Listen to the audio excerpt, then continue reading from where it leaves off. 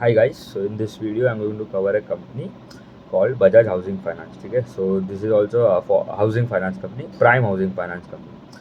जो अभी तक वी हैव कवर्ड, आप देखो इंडिया शेल्टर, आवास, एप्टस हो गया, होम फर्स्ट हो गया, वो सब अफोर्डेबल हाउसिंग सेगमेंट में कैटर करते हैं.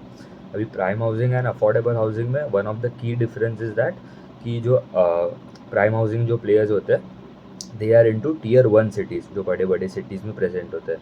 एंड वहाँ पे जो एवरेज टिकट साइज जो होता है लोन अमाउंट का, दैट इज़ ऑल्सो जाता है अराउंड 50 लाख, 1 करोड़, 5 करोड़, 10 करोड़, उतना मतलब रेंज तक जाता है. एंड जो अफोर्डेबल वाला जो सेगमेंट है वहाँ पे अराउंड 10-12 लाख के आसपास का लोन अमाउंट होता है average ticket size. So Bajaj housing का अगर देखूँ, they are lending into tier 1 cities and उनका एयूएम का साइज इज़ 1,15,000 करोड़ के आसपास का एयूएम का साइज है. ठीक है, उनका ग्रोथ देखो, एयूएम का ग्रोथ दैट वाज 26% वाई. तो बजाज हाउसिंग का in spite of the high base that they have created, they are still growing about 25-26% के आसपास का ग्रोथ आ रहा है. तो ग्रोथ में तो कोई प्रॉब्लम नहीं है. डिसबर्समेंट्स पे भी अच्छा ग्रोथ है. Disbursements grow around 25% and net interest income जो होता है दैट ग्रो 31%. पैट का ग्रोथ था 54%. तो ऑपरेटिंग लेवरेज भी मिला है. इनका अगर देखूँ तो सेगमेंट्स कहाँ पे उनका कैटर करता है, एक हो गया home loan contributes to around 56% of the even. फिर दूसरा आ गया लैप होता है आपका loan against property, that is around 11%. फिर आगे आपका लीज रेंटल डिस्काउंटिंग, लीज पे जो प्रॉपर्टीज़ होते हैं, तो दैट इज़ अराउंड 19%. फिर आपका बड़े बड़े construction finance, developer finance loans जो होते हैं, तो दैट इज़ अराउंड 13%. तो मतलब मेजरली तो ये पार्ट है. एंड दूसरा जो 1.52% के आसपास है अदर सेगमेंट. तो अगर मैं देखूँ तो ग्रोथ इज़ अमेजिंग, अच्छा ग्रोथ है. एंड इनका गाइडेंस भी बहुत अच्छा है. ठीक है, इनका एसेट क्वालिटी में भी कोई प्रॉब्लम नहीं है. The GNP NNPA ratio are around 0.3% के आसपास है. NNPA इज़ अराउंड 0.1%, तो वहाँ पे भी कोई प्रॉब्लम नहीं है. ROE का नंबर भी ऊपर जा रहा है. तो अभी इनका IPO आया था, तो इसलिए जो नेटवर्थ जो मतलब ROE का होता है बेसिकली आपका जो पैड जो होता है डिवाइडेड बाय आपका जो नेटवर्थ, तो इक्विटी बेस बढ़ जाता है कंपनी के जब भी IPO आता है, क्योंकि नए फंड्स रेज हुए. तो जब इक्विटी बढ़ जाता है तो ROE का नंबर कंप्रेस हो जाता है फॉर फ्यू क्वार्टर्स के लिए. तो थोड़ा टाइम लगता है ऊपर आने के लिए द ROE का number, but it is going in the right direction. ठीक है, उनका अभी 12.1 हो गया, लास्ट क्वार्टर 11.5 था. उनका गाइडेंस भी है कि अराउंड 13-15% के आसपास का ROE आएगा.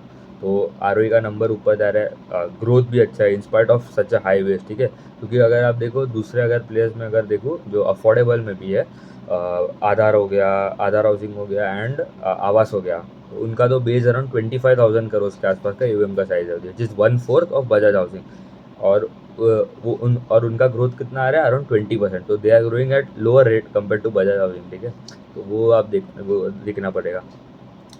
फिर इनका अगर यील्ड देखो तो यील्ड इज़ बेसिकली जो रेट पे बजाज हाउसिंग लेंड करता है कस्टमर्स को, that was around 9.7% versus 9.8 quarter in quarter. तो यील्ड थोड़ा कम हुआ है क्योंकि अभी रेट कट्स करना चालू हो गया है. ठीक है, तो RBI ने रेपो रेट भी कट की है, तो उनका तो थोड़ा स्प्रेड में थोड़ा कंप्रेशन हुआ है. तो कॉस्ट ऑफ बोरिंग अराउंड 7.9 था, लास्ट क्वार्टर भी 7.9 था. And spread is now 1.8 versus 1.9 quarter in quarter.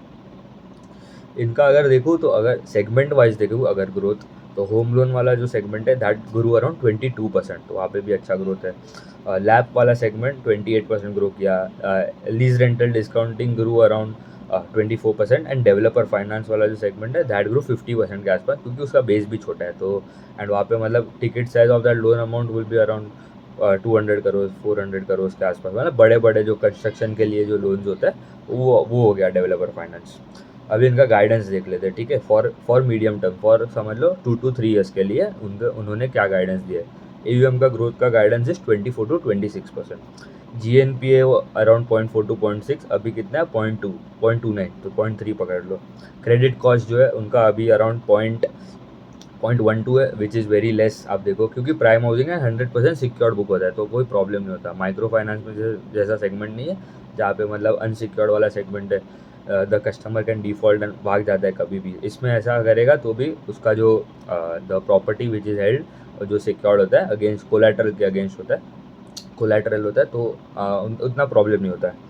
फिर उनका अगर ROA का नंबर देखूँ, ROA का गाइडेंस इज 2-2.2%, अभी अराउंड है 2.4% के आसपास है एंड लेवरेज उनका अराउंड 5.2% के आसपास है, 5.2x, ठीक है। सो अभी आर क्या होता है basically, ROA multiply by leverage, ठीक है। अभी उनका लेवरेज अराउंड 5.2 टाइम्स है एंड ROA इज़ अराउंड 2.4। उनको चाहिए कि लेवरेज जो है उनका अराउंड 7 to 8 टाइम्स हो जाएगा। तो जब भी लेवरेज बढ़ता है तो आपका ROA स्लाइटली कंप्रेस हो जाता है बट ROE का नंबर ऊपर जाता है। तो ये हमें देखना पड़ेगा कि अभी अभी जैसे अभी उन्होंने जो फंड रेज किया था इसीलिए लेवरेज केम डाउन, पहले अराउंड 7-8 था, अभी कम क्योंकि इक्विटी रेज होता है। लेवरेज इज बेसिकली आपका जो टोटल एसेट जो होता है डिवाइडेड बाय इक्विटी। तो इक्विटी अगर सडनली बढ़ जाता है तो your leverage ratio comes down. तो उनका जो देखूँ तो ROE का नंबर वुड गो, उन्होंने दिया कि 13 to 15% होगा एंड लेवरेज वुड इंक्रीज। तो that is a good sign कि भाई कंपनी लेवरेज इंक्रीज कर रहे हैं। एज अ इन्वेस्टर इनटू, अगर आप देखो बजाज हाउसिंग में, क्योंकि वो एक NBA हाउसिंग फाइनेंस प्लेयर है, कोई भी अगर फाइनेंशियल में, we want that company to improve increase the leverage and ROE का नंबर ऊपर जाना चाहिए। तो ये 2-3 पैरामीटर आपको देखने हैं मेनली, कुछ ना समझे तो ROE का डायरेक्शन देखना है, AUM का ग्रोथ देखना है एंड क्रेडिट कॉस्ट का डायरेक्शन देखना है, नीचे जा रहा है कि स्टेबल है, ठीक है। एंड उन्होंने बोला है अभी जो रेट कट्स जो हो रहे हैं उनका कॉस्ट ऑफ बोरिंग जो है अभी अराउंड 7.9 है।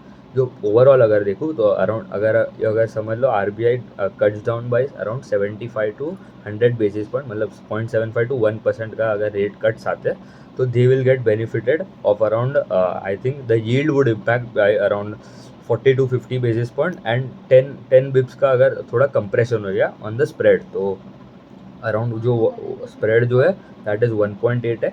तो that can come down to around 1.7 1.8 के आसपास ही रहेगा, बट कोई मेजर प्रॉब्लम नहीं इन FY26 के लिए बोल रहा हूँ। बट इनका मेन जो प्रॉब्लम है, सब all the things are good, ठीक है, ग्रोथ अच्छा है, गाइडेंस भी स्ट्रॉन्ग है, बट एक प्रॉब्लम है कि वैल्यूएशन, ठीक है। तो जब उनका IPO आया था they got listed at around 7.8 7.7 के 7 टाइम्स प्राइस टू बुक के आसपास का लिस्टिंग हुआ उनका, तभी 180 170 के आसपास का स्टॉक प्राइस था। अभी now it has crash down to even 120 के आसपास चल रहा है, बट उनका still the valuation is quite expensive अगर देखूँ कंपेयर टू अदर पीयर्स, अगर उनके कॉम्पिटिटर्स देखूँ which are growing at much higher rate. तो उनका अभी अराउंड 5 टाइम्स के आसपास ही प्राइस टू बुक है, price to book is around 5.3 times.